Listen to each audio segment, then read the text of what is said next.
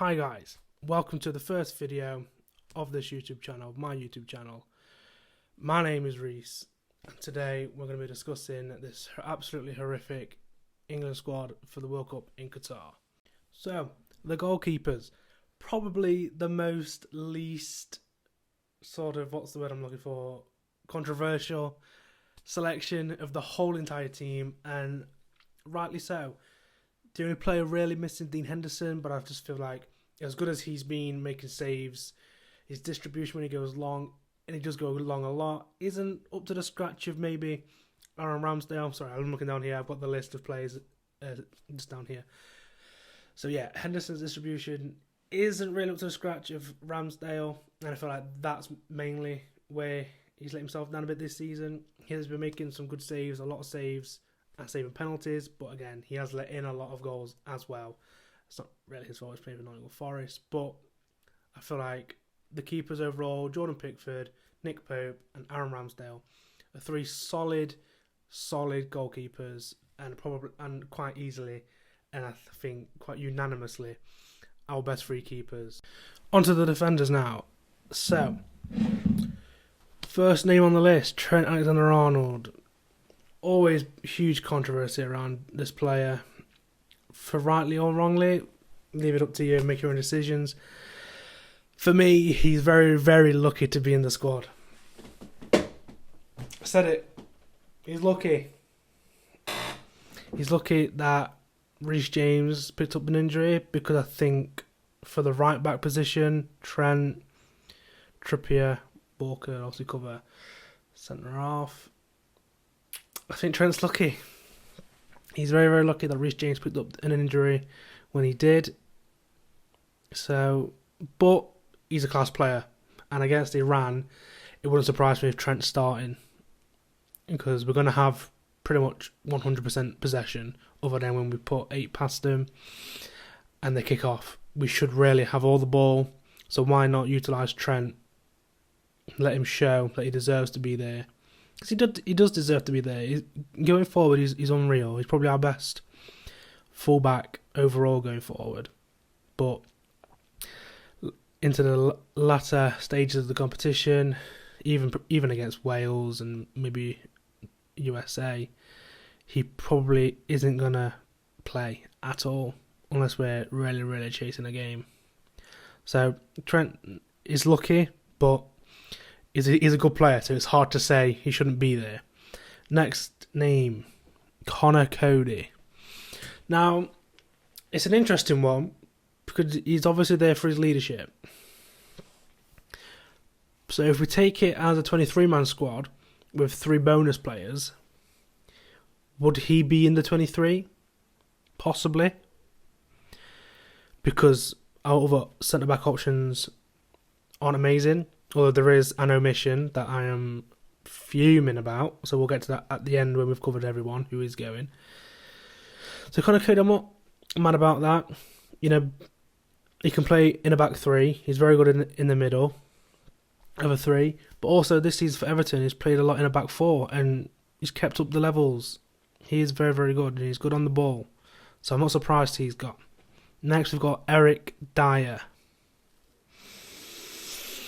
Again, when you look at some of the centre-halves that have missed out, it's hard to get excited about Eric Dyer when there are some amazing defenders who have missed out.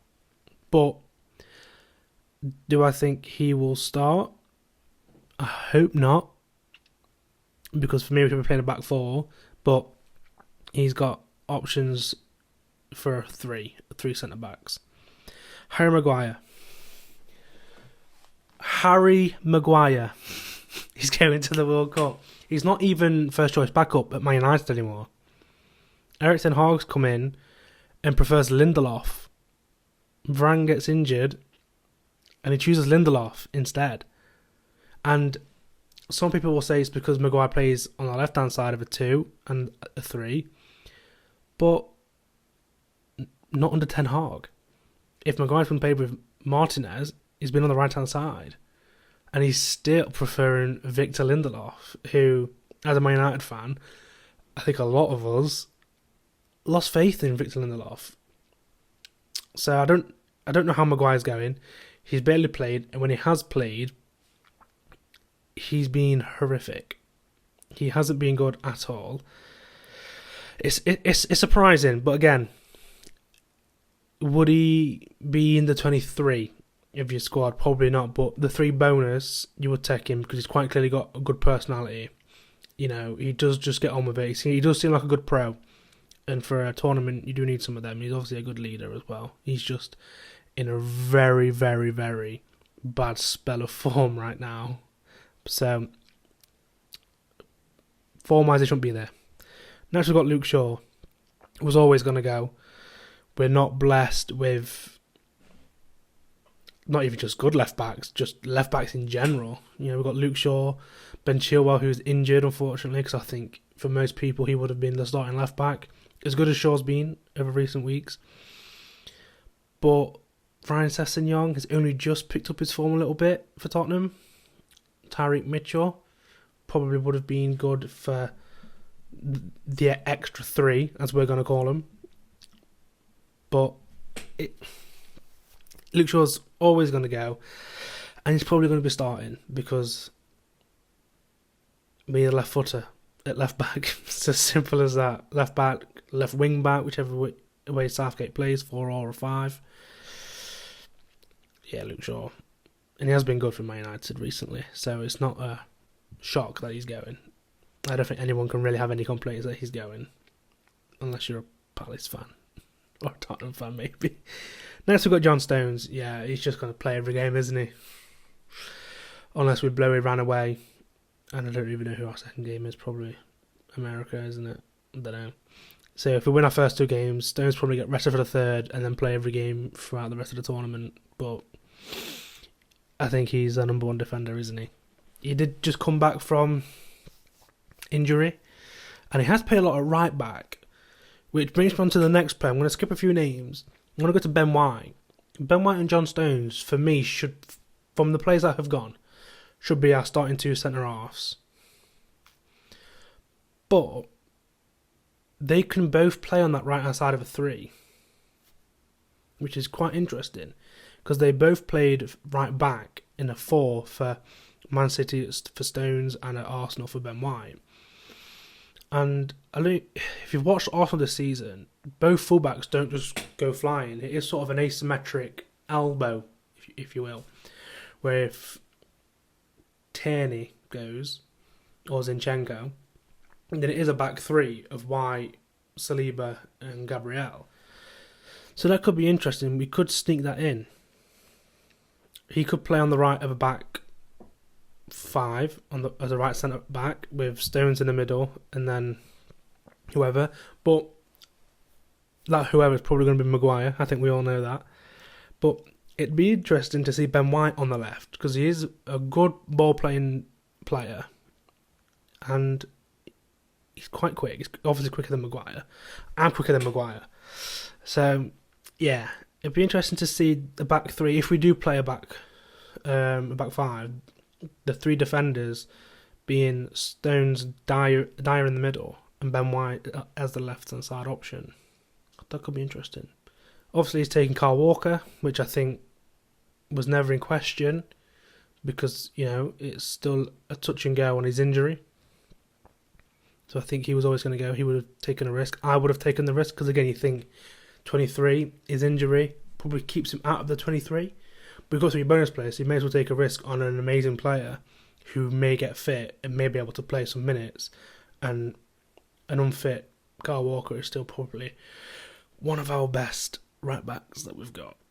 And then finally, Kieran Trippier. What a turnaround for Kieran Trippier. Ever since the 2018 World Cup in Russia, I have been on Kieran Trippier's back like a rash. He's tried to apply all the cream. The Liga title. He's rubbed it on me and I've gone, nah, I'm not going nowhere. I didn't get it. I thought, as good as he is on the ball and he can whip across it, I thought, we don't need that. And we had Henderson in the peak of his powers. Well, not let's say peak of his powers, but in the last few years. Pair him up with Trent and just let them do what they do at Liverpool. We don't need Trippier's set piece ability because we've got Trent. and other players, which we'll get onto in due course. But yeah, I never got it. I don't know why. It could just be me not liking him. But you don't go to Atletico Madrid for a year or two, however long he was there. You don't leave a bad defender. I think that even you could play striker. I don't think Griezmann's a bad defender anymore. I bet he could do a job at fullback. You don't go to that team and work under Simeone for as long as he did and be a worse off defender. So he's really turned it around for me, and I think he will have a big part to play. I don't want to see him at left back or left wing back. I don't get that still. We need a left footer. I mean, you see Luke Shaw at Man United when he goes out wide, he can just play that ball, that curved ball down the line, over the fullback, in between the centre halves. I don't think Trippier can do that unless he goes full Cancelo and starts doing a Trivela every 5 minutes. That's why Luke Shaw will probably play every minute at left back. And to be fair, Trippier will probably play every minute at right back, because Southgate's either going to go back 4 or back 5, and that if he goes back 5, Walker's obviously going to go in. But it'd be interesting, just a little. If Southgate's going for it, and I think he should go for it, because I feel like it's his last tournament either way. If he goes for it, why not play Trent? If you want to go to a back 5, play Trent as the right wing back, and play Trippier as the right centre back. Now hear me out. We saw in the Euros, Kyle Walker and Trippier were that. Obviously, Walker was the right centre back. In the final, the goal against Italy, Luke Shaw scored. Trippier's whipping the ball in, fine, right wing back. Kyle Walker makes a bursting overlapping run from centre back. Obviously in the back 3, so it's a bit whatever. But Trippier can do that. I reckon Trippier could do that now. Get Trippier in the back 3 with Stones in the middle and White on the left. I wouldn't have any complaints with that. Trippier's so much better defensively, and being in a pure defensive team in Atletico Madrid, I don't think that's too bad for him, in all fairness. So, the omissions for defenders, I would have liked to have seen Fikayo Tomori, especially since you've got Cody, Dyer and Maguire. I think you could probably lose Maguire for Tomori, to be fair. For me, Tomori probably should have been in the starting 11. He's unreal. Mark Gahey from Crystal Palace, maybe will feel a bit hard done by, considering who's gone. His form hasn't been up to scratch compared to last season, no doubt, but he is still playing better than Harry Maguire. He is still playing better than Harry Maguire. It's as simple as that. Right backs, obviously, Reece James is injured, and hopefully it's not too serious because he's an unbelievable player. Chilwell's injured, so hopefully Luke Shaw can stay fit for the tournament. Otherwise, he will definitely play a back 5, and Trippier will get pushed out to left wing back unless he plays forward there, which we'll get on to. So yeah, overall, I think that's all you can say. The only noise you can make for the defenders is could be better. Could be a bit more exciting. No one jumps out of the page at me there. It's like, yeah, it's go time. Tomori absolutely would have.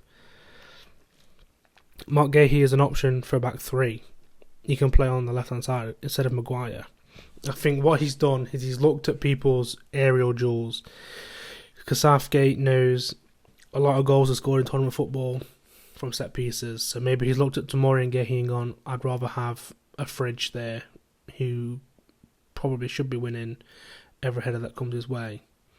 So, yeah. That's the only reason I can think of why Harry Maguire's it. Cody's good in the air as well. Dyer's tall and strong. So that's it. That's the only reason I can think of why they're going ahead of these young, exciting, but fast. Tomori's fast, and if Luke Shaw bombs on, do you really want Harry Maguire covering, or would you rather have the pace of Fikayo Tomori, especially against a team like Brazil, who are going to have either Anthony or Rodrigo out there? If we play against Uruguay at some point, Valverde is rapid, which no one seems to talk about. I'd rather have Fikayo Tomori there. His games against Chelsea in the Champions League obviously didn't shine a good light on him, but 2 games, it's put Maguire in there after a season's worth of bad games. So, a bit confusing one for the defenders, but overall, I think if he plays a 4, I'm happy with the 4 that would play. You know, whether it be Trent or Trippier at right back, I'd probably lean towards Trippier. Stones and White, and then Luke Shaw. If Walker's fit, I still wouldn't push him in until we really need him, or if there's a free game. So yeah, they're the views on the defenders. It's a bit bleak, innit? It's a bit bleak. Right, let's up the mood and let's get excited about some of these midfielders that Southgate has chosen. Jude Bellingham, first things first, starting. I don't think there's anyone out there who doesn't have Jude Bellingham in their starting 11. He is incredible. He is amazing. Box to box, amazing in the final third, unreal in the final third. He's able to create space for himself, dribble in, get a shot off or get an extra pass off. Dortmund's form hasn't been amazing, but he still performs to a very, very high level. What else can we say about him? There isn't enough superlatives, in the dictionary to describe Jude Bellingham. He is, without a doubt, a future England captain. If it's not him, it's probably going to be his midfield partner, who we'll get to. But he's amazing. He is one of the few jewels in the crown that could really go on to be world class. If he's not already there, I think he's on the cusp. He's on the cusp. Next name, Conor Gallagher. I'm happy for him. He's a different type of profile of player than what we've got. You know, he's not a defensive midfielder. He's not a creative midfielder. You know, his defensive numbers don't really want him being classified as a box-to-box. But what he is he is a train engine with legs. He will just run and run and run. And his pressing is unbelievable. And he could nick you a goal. You know, if we're chasing a game, you know, if, let's say, the Euros final, after we go 1-0 up, Italy just start dominating. You bring Gallagher on, that energy in the midfield up against a Barella would have been probably what could have won us that game.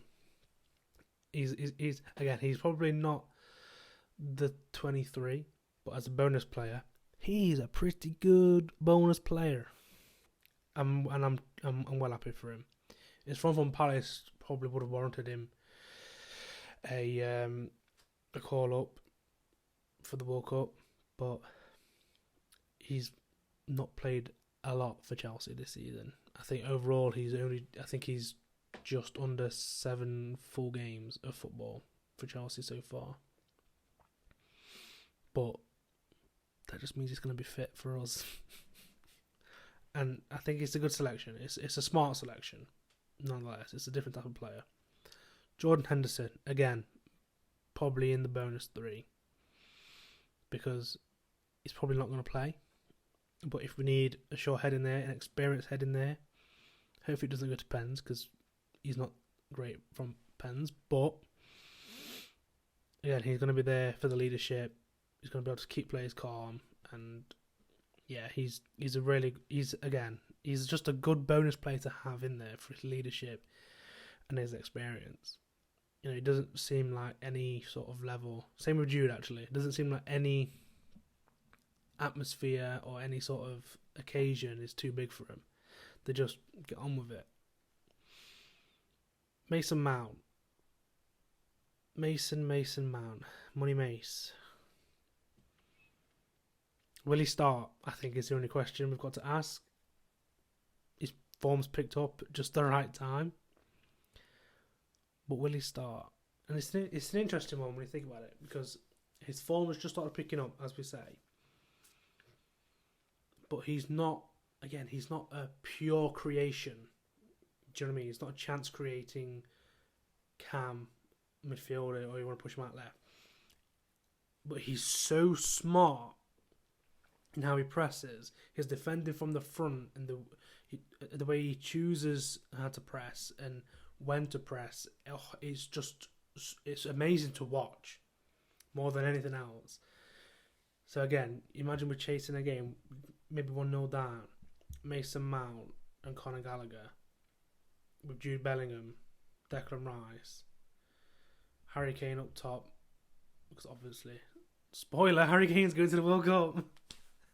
Obviously, I think that would cause a lot of problems for a lot of players and a lot of teams. Just the pure pressing of that. So yeah, Mount's obviously going to go. Calvin Phillips. How is Calvin Phillips going to the World Cup? I think it's just his profile. I think the profile of Calvin Phillips is what's got him in. He's the only midfielder we've got who plays like Calvin Phillips. The way I like to describe Calvin Phillips is obviously take it with a pinch of salt.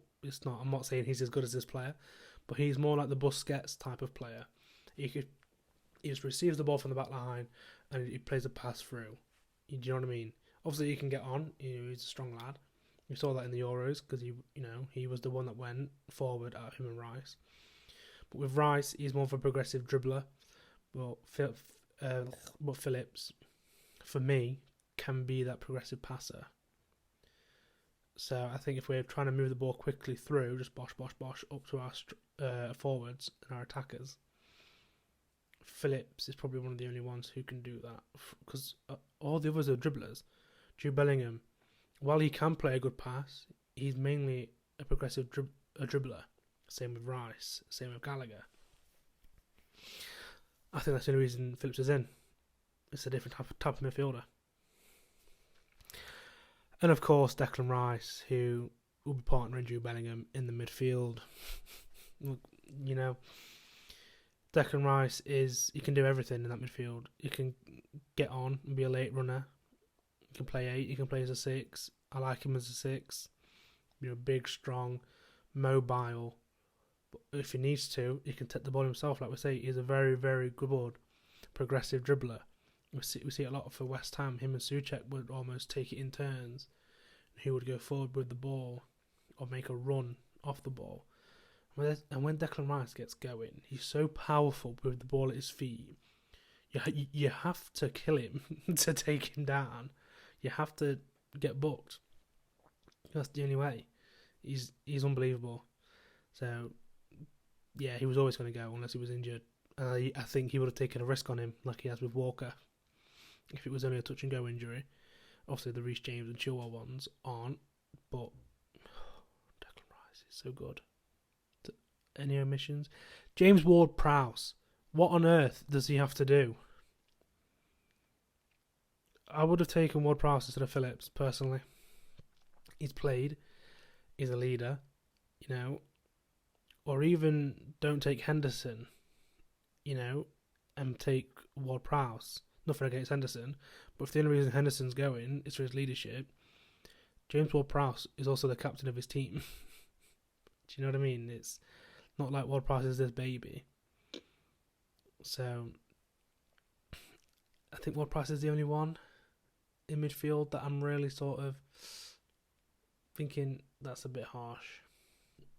And you know what? We'll chuck James Maddison in here because they've put him as a forward, but we all know he's a midfielder.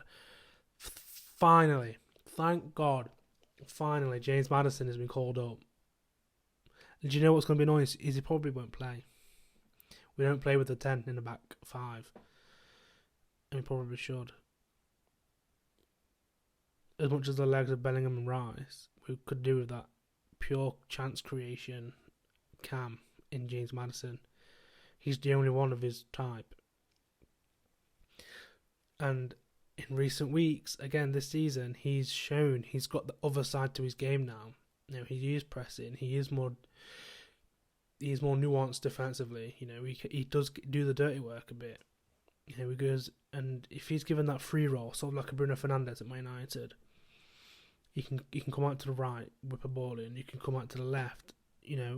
Just let him just shimmy across the pitch, do his thing.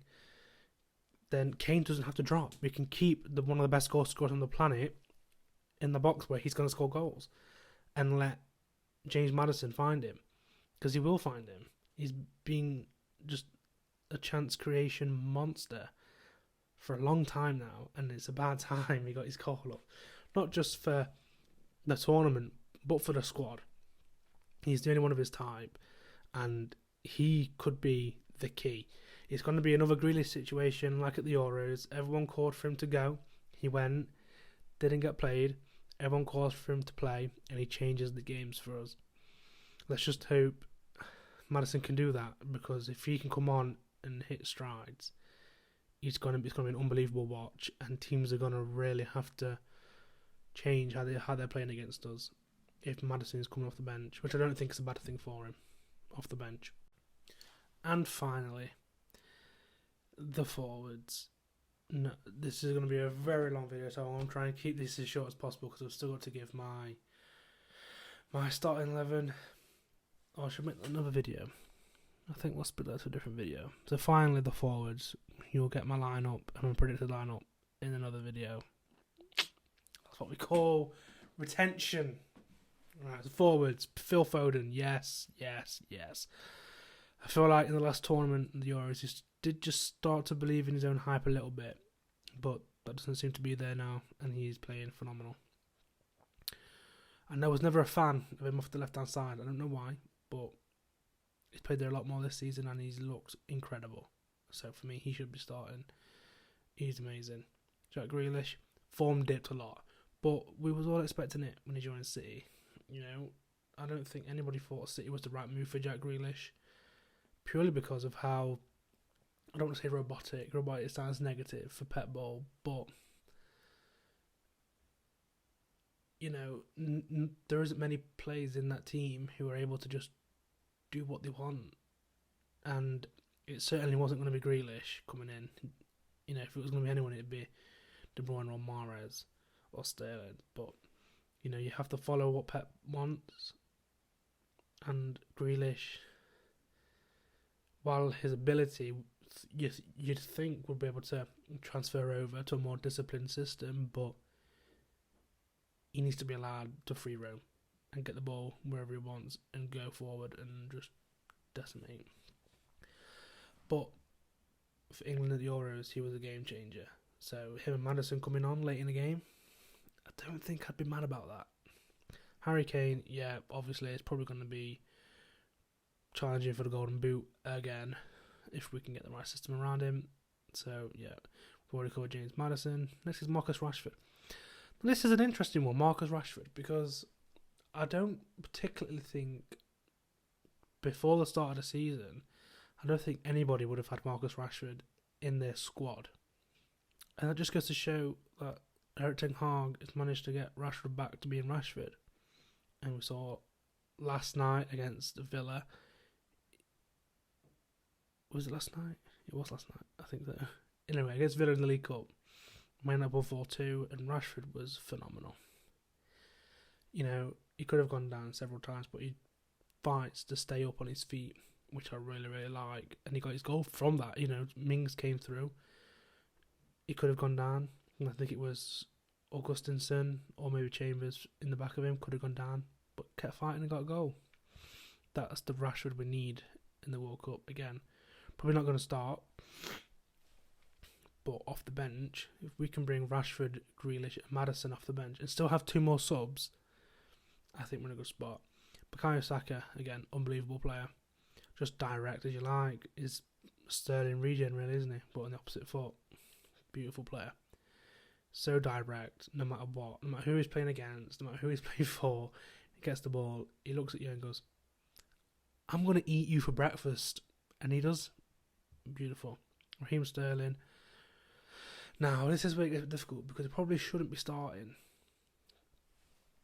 But you look at the Euros after having a bad bit of form for City, was arguably one of our best players, especially early on in the tournament. So he probably will start, but it's going to be hard on whoever he leaves out. And Callum Wilson, this is one where I'm a bit, I don't know, because I think, while he's a good player, is he going to be able to stay fit if he does play? You know, he does have those injury problems. He is a strong, industrious, dynamic striker. But yeah, I feel like there are other better number 9s you could have taken. You know, you can just put Rashford in as a number 9 if you really want, instead of Wilson, because he can cover there. And then bring Iberieze, which is an omission, which I didn't talk about midfielders, but it's more forward anyway. So yeah, so that's it. That's the squad. Omissions for forwards. Ivan Toney is really hard done by. Really, really hard done by. He'd be my squad. He'd be my 23. Put it that way. He offers something different. He's going to receive progressive passes. He's going to receive long balls. Nod him on, and if he nods him on, and you've got Saka running in behind, Foden running in behind him, Sterling, a late run from Bellingham, he's going to be able to link it all up. His passing and link up play is so underrated. You know, I don't understand the hate around Ivan Toney. Yeah, he's unbelievable. Tammy Abraham, probably a bit more mobile than Toney, but again, just because his goal scoring form has dropped recently doesn't mean he's a bad player. Southgate's reason for leaving Tammy out was his goal scoring form wasn't as good. Maguire's playing form has been non-existent, and you've still taken him. Yeah, so kind of I'm fine with Wilson going. They were just other forwards who I think are hard done by. Iberieze could easily have gone. Unbelievable player. He will be in the next one, I think. Toney, Abraham, Sancho.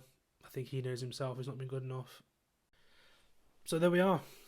That's my reaction to the England World Cup squad for the Qatar. And I wish I could say I was 100% happy, but I don't think anybody would ever be 100% happy. There are some good players. There are some players who shouldn't be there. Some players who should be there aren't there. Let me know your thoughts in the comments. I will get the video out of my predicted 11, what I would have done, all that jazz regarding the starting team. And yeah, I think success for this England team is a semi-final. Regardless, I think Southgate's gone. And then we've got to start looking for a replacement. And I don't really think there are any that jump out at you. I think we could have got Potter before he went to Chelsea, but he's only just started there. Is he really going to leave this early? Probably not. But that's a different video. So thank you for watching. Make sure to like and subscribe, and I will see you in the next one. See ya.